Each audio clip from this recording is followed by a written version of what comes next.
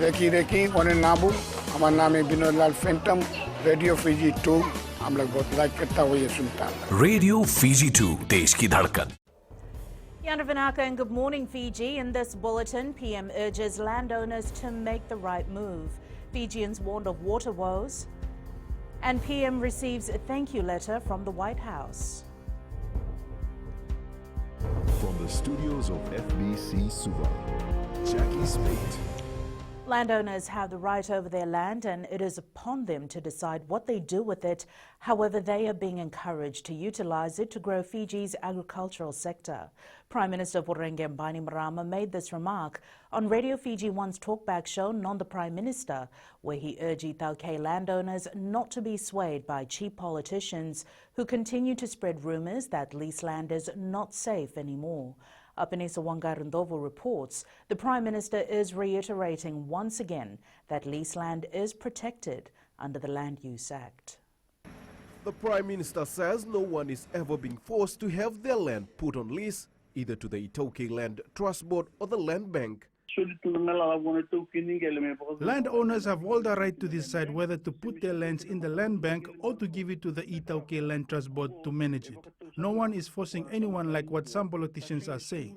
Bainimarama says a mutual understanding exists, and while some landowners have taken their land back, there are other requests which are pending assessments.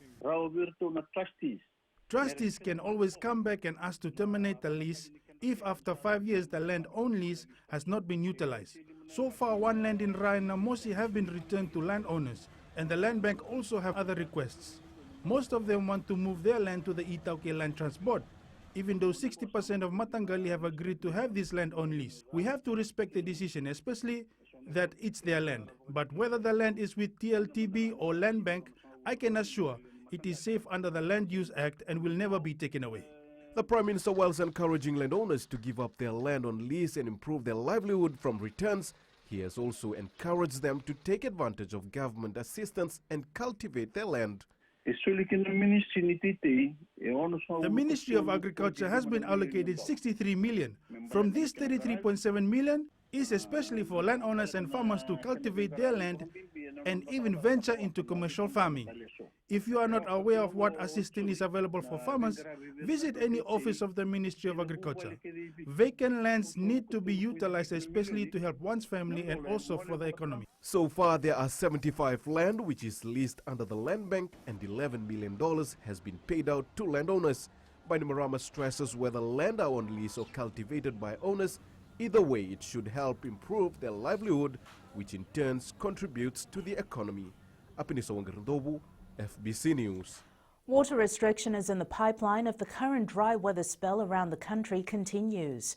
The Water Authority of Fiji says its plants in Suva are at times producing water beyond their design capacity because of an increase in demand. The authority's Chief Executive Barry Amundsen says despite their continuous best efforts, the current dry weather conditions is sending alarm bells ringing. We need to put some water restrictions in place. And that's, apart from trying to work with the community in all places, we just have to reduce our water. Amundsen says the situation is not helped when Fijians are using water at an accelerating rate daily. For example, in the Greater Suva area, an average of 238 litres of water is consumed by one person daily, which is 87 litres more than the average daily used by a person in Queensland.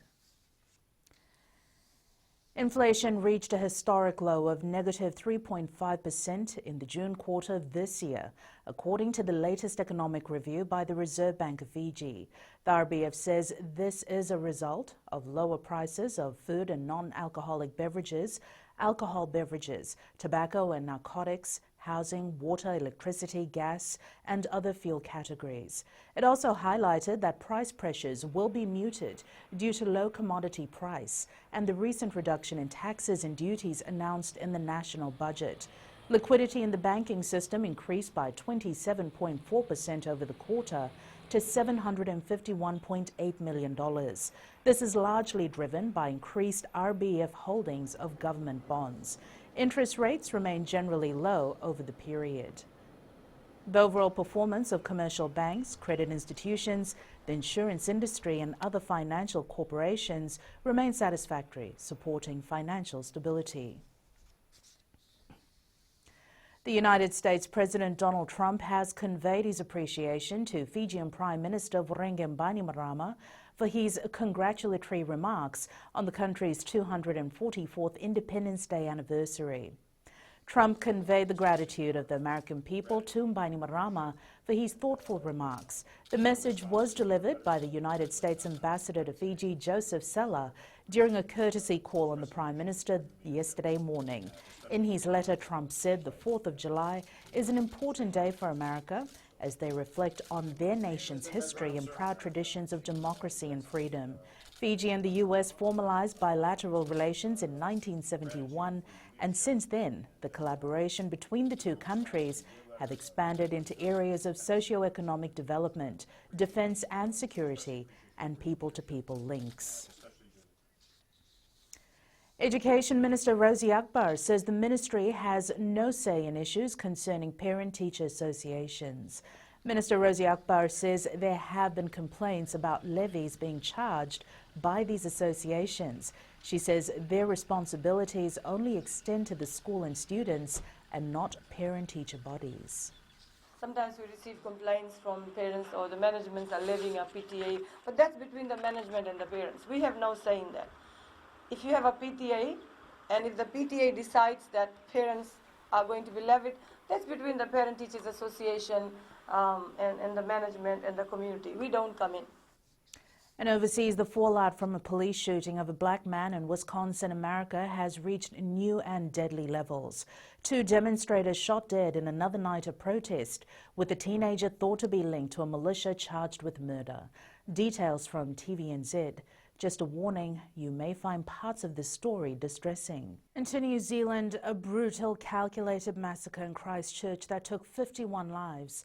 And for that, he will never walk free again.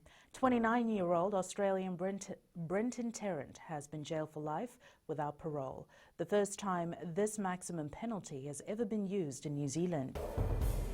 Up ahead, sponsorship boost for Yasawa, and Thomas Dunn learns from the best.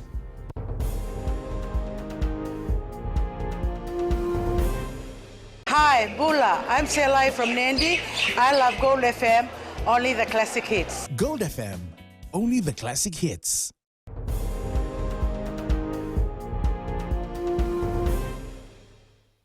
The Yasawa Marlins rugby team is aware how crucial their Skipper Cup match will be against Nandronga tomorrow, as they are yet to register a win in the competition. However, the results have not been all that negative for the newcomers. Aquila Dharma reports.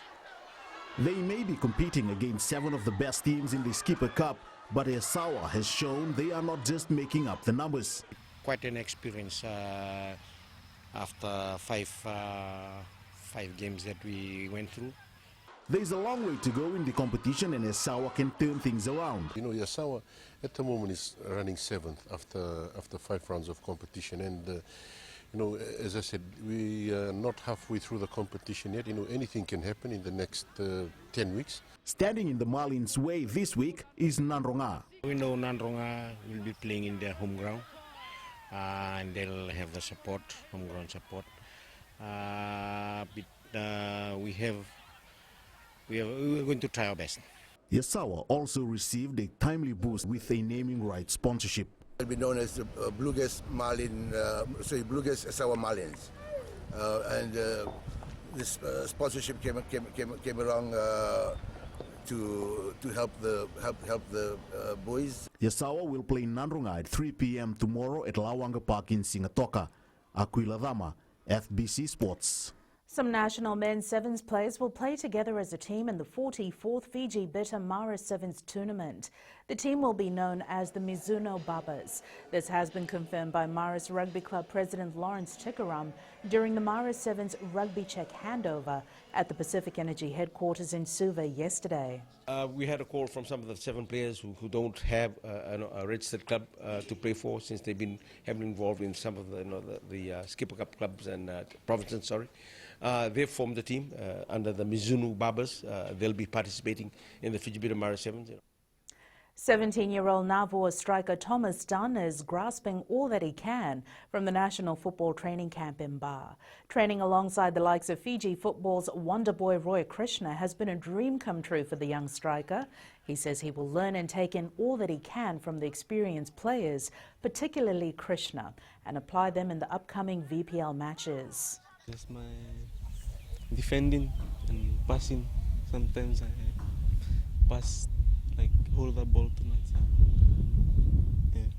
Coach told me to release first time. EOD has been the base for selecting the players this time, and we have not selected the young players because they are young, but we have selected them because they have been playing very well.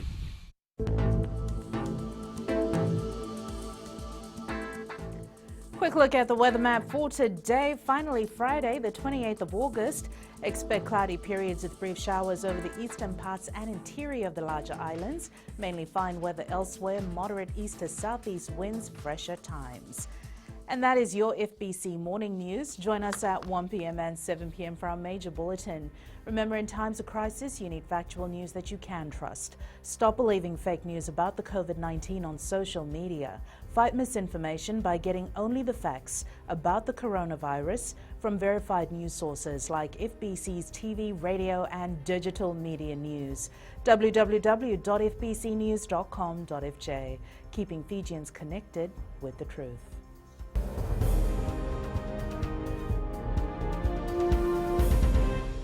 Nada go merere te lawa, go ngai tabua, ando talita kana vararonga na Radio Fiji 1 nando mai viti. Radio Fiji 1 nando mai viti.